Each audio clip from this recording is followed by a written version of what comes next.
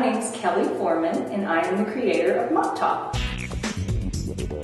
The adult version is called MopTop Hair, and the kids version is called FuzzyDuck Hair. There are 4 crucial elements to managing textured hair.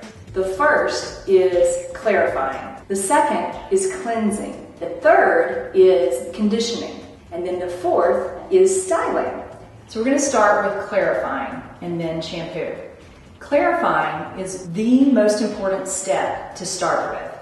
The reason I think it's important to clarify is if you're using a product that has shea butter or waxes all the way to traditional silicones, you're going to get product buildup and therefore you will not have the best results. On days that you clarify, it is not necessary to shampoo. I created this shampoo to be a low lather, sulfate-free shampoo. It's important to use a low lather because the high lather shampoos typically are sulfate based and they strip off all of your natural oils. All of our products start with aloe, sea botanicals, and honey. Then I'd like to move into using a technique called co-washing, which means washing with your conditioner. When you clean your scalp with a conditioner, the friction and the water actually clean and debris the hair, but the product is for freshness and moisture.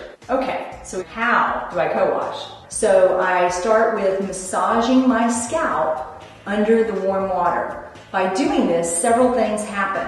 One is it activates my sebaceous glands, which allows the natural oils to come out.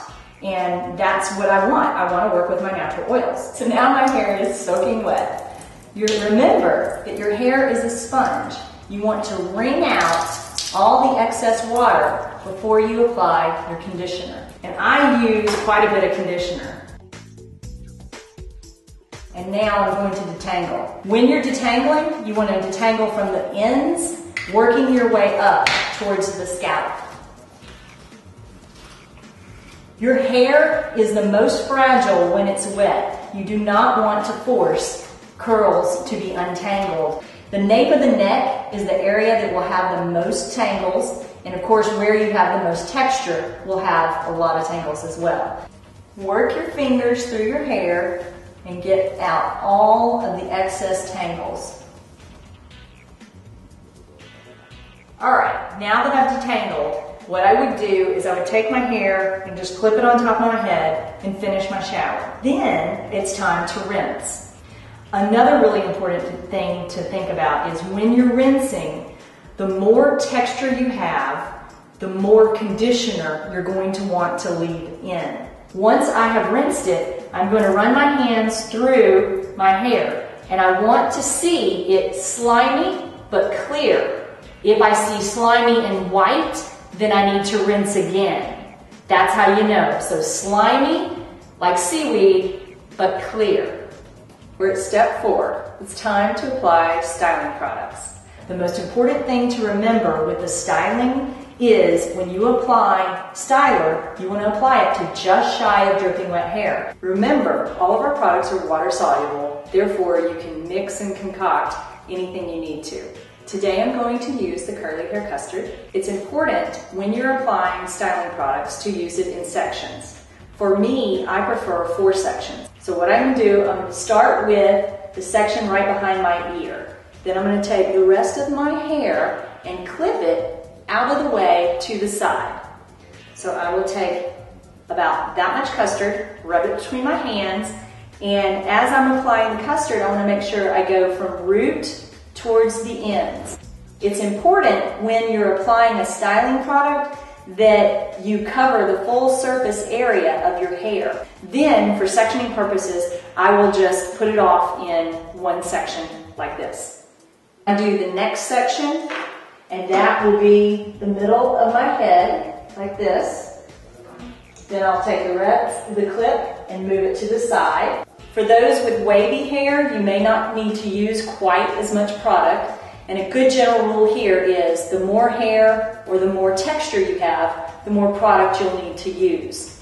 The next section is behind my ear. All right. And now I have 4 sections. Now I'm going to lean over and separate the curls. So here, I want to separate the twirls, and then I scrunch.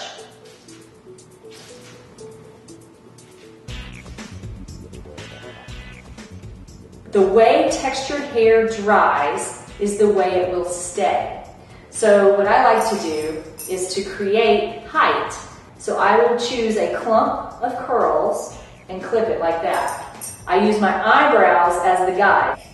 I pretty much do this just by the way it feels. Now it's time for me to let my hair set. So I do not want to scrunch it until it is 80% dry. You can use a diffuser or you can let it air dry.